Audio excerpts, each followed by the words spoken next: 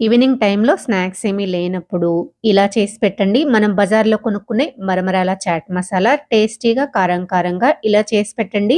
చాలా బావుంటుంది. అందరూ ఇష్టంగా తింటారు. ముందుగా ఒక కళాయిలో 2 కప్పులు మరమరాలు వేసేసుకొని 2 నిమిషాల పాటు ఫ్రై చేసి ఒక గిన్నెలోకి వేసుకొని పక్కన పెట్టండి. అదే కళాయిలో కొంచెం ఆయిల్ వేసి హీట్ చేసుకున్న తర్వాత 1 కప్పు కార్న్‌ఫ్లెక్స్ వేసి బాగా ఫ్రై చేసి వీటిని కూడా పక్కన పెట్టండి.